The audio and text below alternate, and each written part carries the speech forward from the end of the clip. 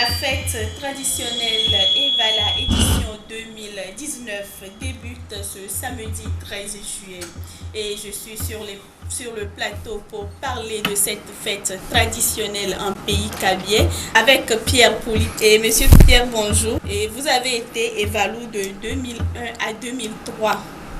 Et qu'est-ce qui est prévu pour cette première journée?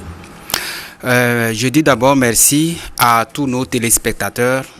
Merci également à nos partenaires, surtout à notre partenaire privilégié qui est la CNSS. Il faut dire que pour cette première journée, comme nous l'avions annoncé depuis tôt, les Evala, c'est du 13 au 21 juillet. 13 juillet au 21 juin. Mais normalement, la manifestation des Evala, c'est du 13 au 20. Mais aujourd'hui, on a accordé une journée d'apothéose qui est le 21, c'est-à-dire le dimanche. Et là, ce sera la lutte entre les champions.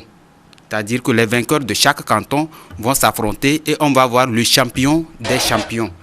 Et pour cette journée aujourd'hui, il s'agit bien évidemment du lancement officiel de la fête traditionnelle Evala en pays cabiais. Et il faut dire qu'aujourd'hui, cette manifestation aura lieu dans trois cantons. Dans la préfecture de la Kosa. Il s'agit bien évidemment du canton de Pia, et du canton de Tchichao et du canton de Bou. Et à partir d'aujourd'hui, les luttes vont donc commencer surtout dans le canton de Tchichao où on lutte les préliminaires. Et demain, on va lutter les demi-finales et à partir de lundi à samedi, on va suivre les différentes finales dans les arènes, dans les différents cantons de lutte. Vous qui avez assisté durant 3 ans à la lutte, bon, dites-nous un peu qu'est-ce qui signifie, et Evala même, ça signifie quoi?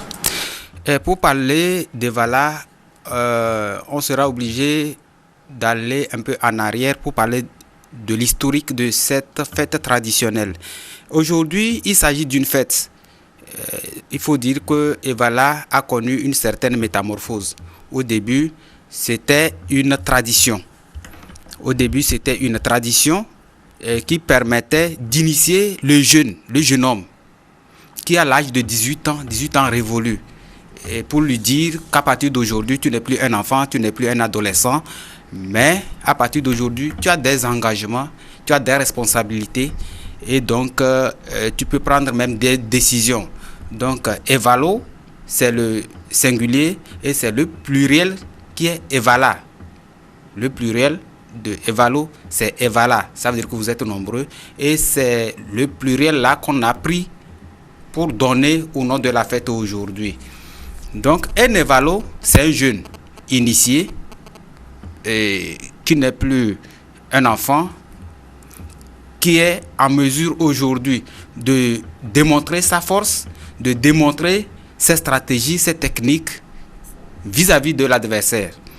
Et donc avant, on le faisait parce qu'il y avait des guerres entre les cantons et les cantons qui s'appelaient Teto.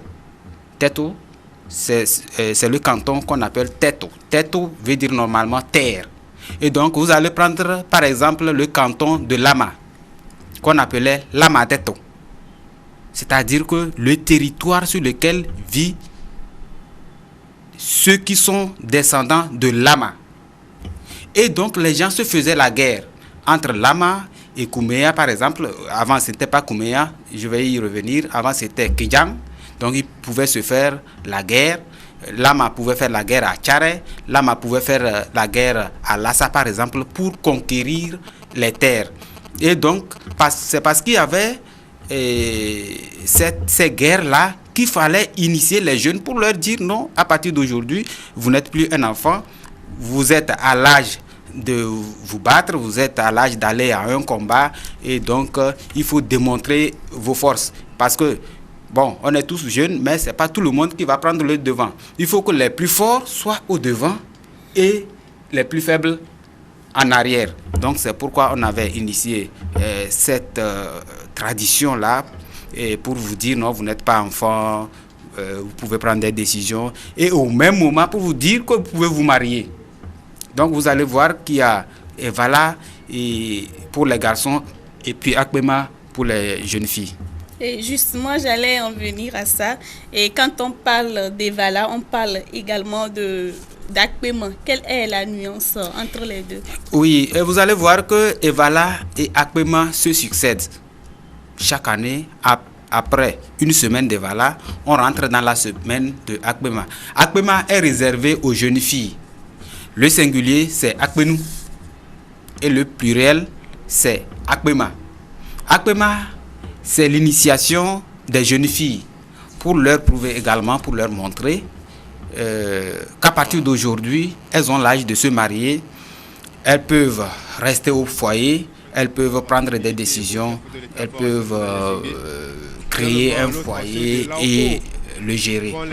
Donc, ce sont des cérémonies similaires, je peux dire, Evala pour les garçons et Akpema pour les jeunes filles.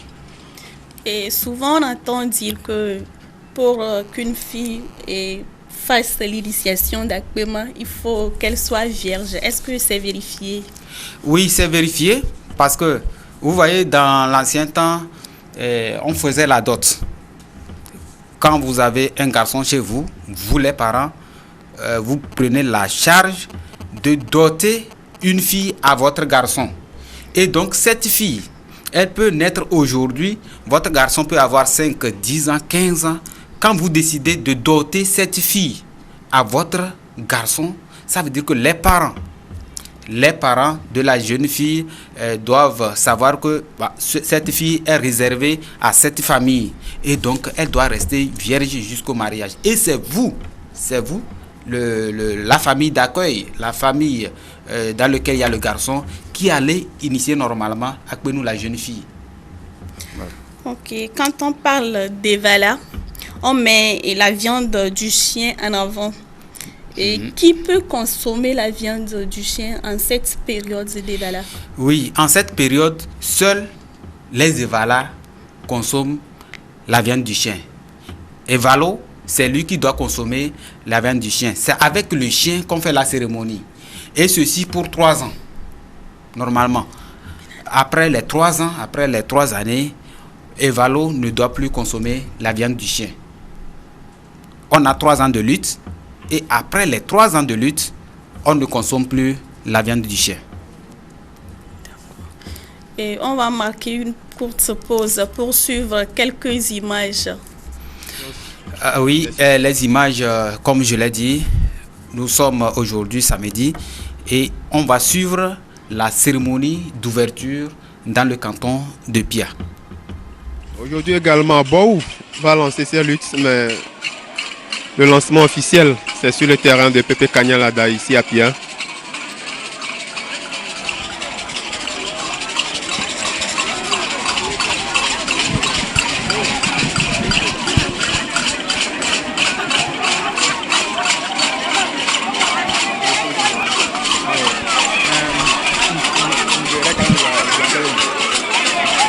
Les supporters qui sont sur le point de quitter l'arène et prendre position.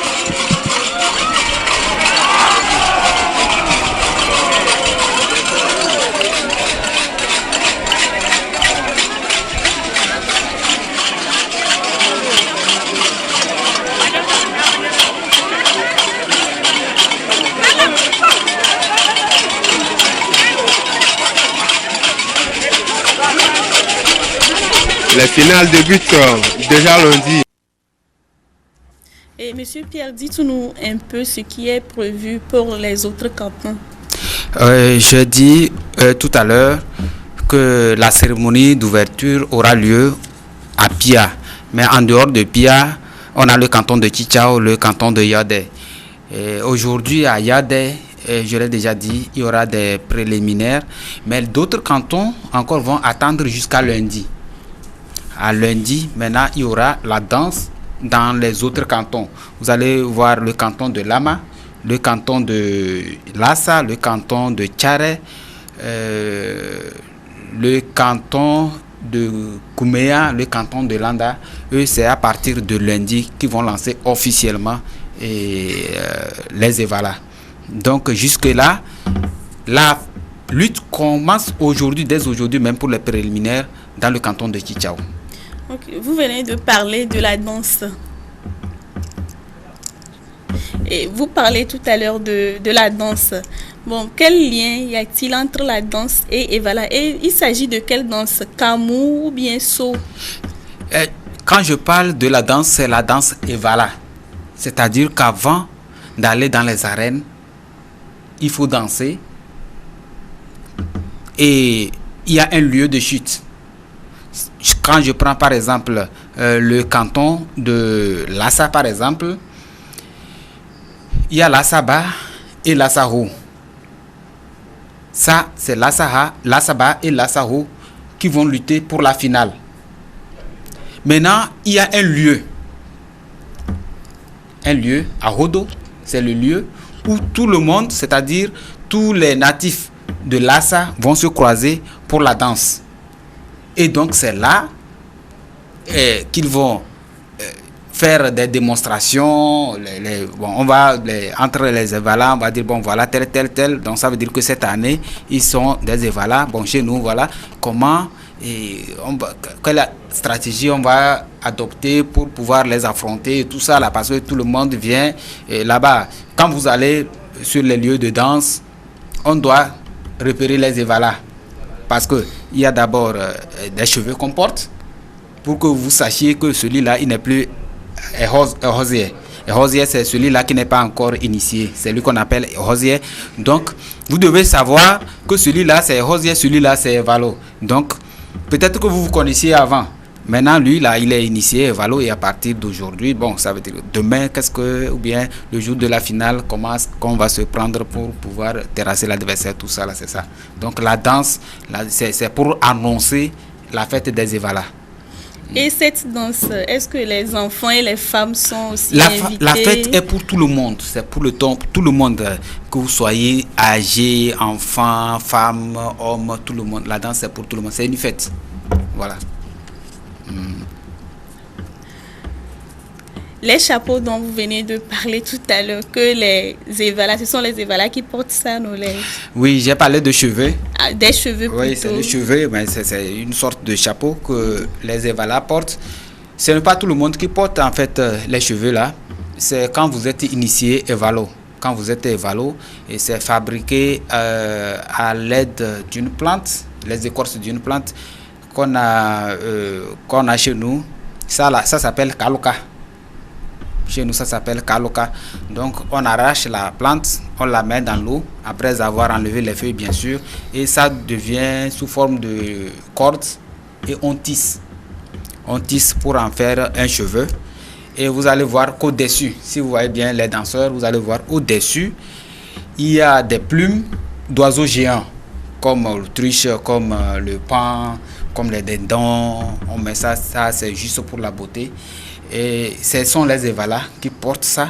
Et je l'ai dit que lors de la danse, vous deviez identifier, n'est-ce pas, ceux qui sont initiés Evalo. Donc c'est à travers ces cheveux-là que vous allez identifier que celui-là, il n'est plus Hosier, il est devenu Evalo. Donc Hosier au pluriel, ça devient Ahosa. C'est-à-dire les gens qui ne sont pas, les jeunes garçons qui ne sont pas encore initiés. C'est les Ahosa ça. Maintenant les EVALA, c'est ceux-là qui sont initiés. Et j'ai dit que c'est pour une période de 3 ans. C'est pour une période de 3 ans, la première année. Il y a dans certains cantons où quand vous êtes Evalo, vous pouvez même affronter votre grand frère qui a été initié l'année passée ou bien l'année surpassée. Il suffit que vous soyez fort et vous pouvez prendre le devant. Mais dans certains cantons, par exemple la Lama, il y a la première année, la deuxième année et la troisième année. Ça veut dire que le Evalo de la première année ne peut pas lutter contre un Evalo de la deuxième année ni celui de la troisième année. Là, on passe par génération. Voilà. Et ces cheveux dont vous venez de parler, il y a un nom en kabyé qu'on donne à ces cheveux. En kabyé, ça s'appelle tout simplement Nyose. Nyose qui veut dire cheveux. Et les cornes il n'y a pas de cornes. Bon, en fait, les cornes, ce n'est pas pour les EVALA. Les cornes, on porte les cheveux avec les cornes lors de Habieh. Chez nous, en pays Kabylie, c'est lors de Habieh qu'on porte les cheveux qui portent les cornes. Sinon, ici, il y a des plumes d'oiseaux géants. J'ai parlé de l'autruche, j'ai parlé du paon, j'ai parlé de dindon, les oiseaux géants. Donc, on prend leurs plumes, qu'on met surtout les plumes comment on l'appelle, de leur cul. Vous voyez que ces plumes-là sont un peu plus géantes, donc c'est ça qu'on met. C'est juste pour la beauté. C'est pour la beauté qu'on met ces plumes-là. Donc ça permet d'identifier les Evala et les Ahosa. Mais il y a une nuance. Lorsque vous dansez et que vous arrivez dans l'arène, vous enlevez votre cheveu que vous donnez à ceux-là qu'on appelle Agola. Agola. Donc ceux-là, c'est ceux-là qui ont fini déjà la lutte. Ils ont déjà fini la lutte. Donc comme ils sont devenus comme moi. Oui. Donc vous leur donnez ces cheveux et voilà, vous vous préparez bien pour la lutte. Donc ceux-là, ils sont devenus vos encadreurs, ils vous donnent des conseils, comment il faut affronter l'adversaire, tout ça là. C'est ça. Okay. J'aimerais qu'on revienne un peu en arrière. Il faut avoir quel âge pour être initié en première année? En première année, en réalité, c'est 18 ans révolus. Mais ça dépend. Il y a des exceptions. Un garçon, par exemple, qui a 16 ans ou 17 ans et qui, par mégarde, a enceinté une fille, on se dit qu'il n'est plus enfant. Il s'est pris pour une personne adulte et donc il faut assumer. Donc on va l'initier. Il doit devenir évalo. En réalité, il n'a pas l'âge, mais il doit devenir évalo parce qu'il a une famille à gérer. Ça veut dire qu'il doit prendre des décisions au sein de la famille. Il devient chef de la famille et donc on ne peut pas le laisser en l'état d'adolescence. Donc, il doit gravir les échelons, il doit devenir évalo parce qu'il a une famille à gérer. Sinon, en réalité, c'est 18 ans révolus, comme dans les pays occidentaux. Un homme majeur, c'est à partir de 18 ans. Donc, c'est 18 ans, 19 ans, 20 ans, voire 21 ans, on doit devenir évalo. Déjà, en première année, on peut parler d'évalo. On peut dire que ce jeune, il est évalo ou bien érosier, dont vous venez de parler tout à l'heure. Oui, avant d'arriver à Evala, on passe par l'étape des Ahosa. Le singulier, c'est érosier. Ça veut dire que vous n'êtes pas initié. Et moi, par exemple, j'ai été érosier. J'ai commencé par lutter parmi les Ahosa en 94. Parce que j'étais un peu fort, donc je luttais avec mes frères, j'avais la technique, donc je pouvais. Mais c'est en 2001 que j'ai été initié. Et à Rosala, ça se fait en quelle période de l'année? Non, c'est toujours en période des Evala. Quand vous prenez la lutte, je prends l'exemple de Lama par exemple, où on lutte par génération. La première génération, la troisième année, c'est-à-dire que nous sommes en 2019, ça veut dire qu'en 2017, il y a des gens qui ont été initiés Evala, qui ont fait la première année. 2018, ils ont fait la deuxième année. 2019, cette année, c'est la troisième année. Donc c'est eux qui sortent premièrement, c'est eux qui s'affrontent. Après cette vague vient la deuxième année. Après la deuxième année vient la première année. Et après la première année, maintenant les Ahosa. Donc pour les Ahosa, il n'y a pas question de génération. Les plus forts occupent le premier rang. Et quand vous prenez l'exemple de Lama, ils sortent par 4. Donc 4 de ce village, 4 de ce village, et ils s'affrontent. C'est le premier rang. Quand ils finissent, le deuxième rang, 4 de ce village, 4 de ce village. Ils s'affrontent également. Et quand vous vous affrontez, le premier de ce village, c'est-à-dire, il y a premier, deuxième, troisième, quatrième, dans un rang. Si ce premier terrasse le premier de l'autre côté, ça veut dire qu'il est premier du premier rang et l'autre va devenir deuxième, son deuxième. Maintenant, s'il y a ballottage, ils s'entendent pour voir qui peut aller en avant, qui peut être premier, qui peut être deuxième, pour affronter demain. Si c'est les huitièmes de finale aujourd'hui, demain il y aura les quarts de finale. Bon, il faut que le premier affronte le premier. Donc on veut les gagnants. Parfois, il y a les encadreurs, il y a des conseillers qui vont vous dire, voilà, toi tu as telle erreur, et toi tu as telle technique que l'autre n'en a pas. Donc, on préfère que toi tu sois le premier pour affronter, parce que là, on a déjà les échos de l'autre là, de l'adversaire qu'on va affronter demain, et que voilà, lui, c'est technique, et c'est telle personne qui peut mieux l'affronter. Être jeune Kabié et décider de ne pas faire Evala, est-ce que ça a des conséquences sur la vie du jeune? Là, bon, on rentre dans le domaine de la religion. Et il y a certains aujourd'hui qui pensent que Evala, c'est des choses sataniques ou quoi. Mais il faut bien comprendre, même la Bible n'a pas interdit la tradition. La Bible n'a pas interdit la tradition. Je n'ai vu nulle part dans la Bible, moi je suis chrétien, je n'ai vu nulle part dans la Bible où on a interdit la tradition. Même Jésus-Christ, quand il est né le 8e jour, on l'a circoncis. Ça, c'est la tradition juive. Donc, on l'a circoncis selon la tradition juive. Donc, Evala, c'est une tradition. C'est une tradition, ce n'est pas satanique. Au cours des Evala, on ne fait pas les sacrifices sataniques, non. Non, c'est juste une initiation. C'est pour prouver aux jeunes, non, qu'à partir d'aujourd'hui, tu n'es plus enfant. Tu as l'âge de décider, tu as l'âge de prendre tes responsabilités, tu as l'âge d'aller au combat. Et je vais encore nuancer quand je dis qu'on initie les Evala. Pourquoi il y a premier rang, deuxième rang, troisième rang, tout ça là. C'est que quand vous allez en pays Kabié, il y a certains travaux qu'on fait ensemble, les travaux communautaires. Par exemple, les travaux champêtres, qu'on appelle hara chez nous, quand vous allez, quand vous revenez dans le vestibule, celui qui a organisé hara chez lui, c'est-à-dire que vous êtes allé travailler dans son champ et vous revenez, il vous offre un pot. Et quand on vous offre le pot, on commence par servir les plus âgés.